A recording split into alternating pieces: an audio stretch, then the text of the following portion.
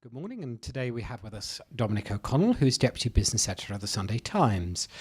Dominic, what makes a great business story as far as the Sunday Times is concerned? What are the ingredients that us PR should be looking to give you?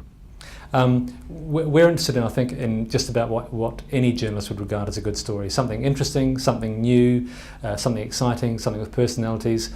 And because it's business, we're interested in something that will move market prices. We're interested in big game hunting and in talking about stories, whether it's takeovers, acquisitions, bankruptcies, that will actually move share prices around. That's kind of our stock in trade. In general, in terms of the general test of what is a good story, you need to think about in a common sense test, which is often used, is that dog bites man is not a story. It happens every day, whereas man bites dog is interesting and unusual. You'd read it. Do you think that us PR folk help you? Get in the way? We're a waste of money?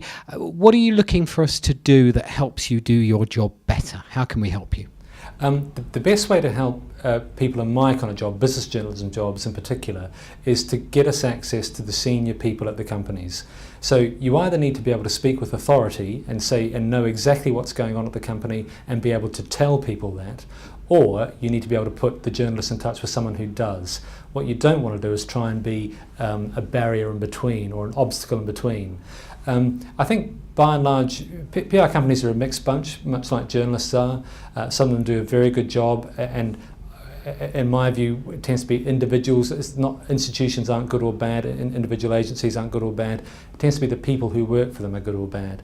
And if it seems to be a really good PR person can be worth their weight in gold when things turn difficult for a client or when things are going well for a client. So PR certainly does have its place, and the good practitioners are worthwhile.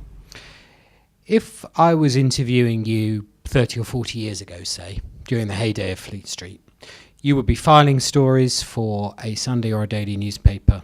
That would be your job. These days, you have to file stories that go online. You may do your own podcast or vcast from time to time. You're under a lot more pressure. I want you to look now for us at the kind of future of your own industry. How do you see it developing with the balance between the print and the web? How do you see the stresses and strains on journalists developing?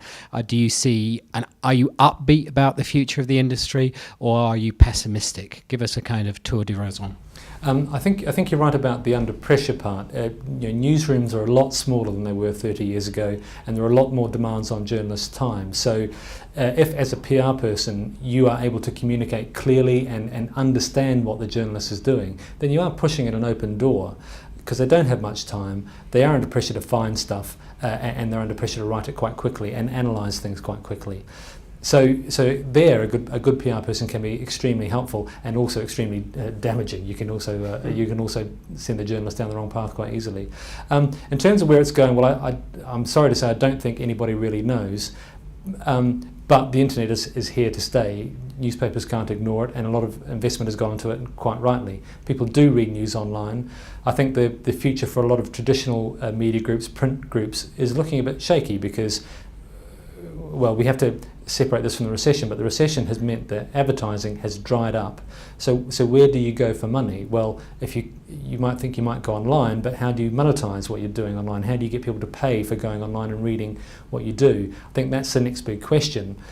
And also, if you look at what's happened with the music business, even now it's not clear what the balance is and between traditional channels and the internet, and where the internet is going and where the money flows are coming out of that. So I think it's a big, complicated question, and a lot of the assumptions about it will probably prove incorrect over time. Thanks very much, Dominic.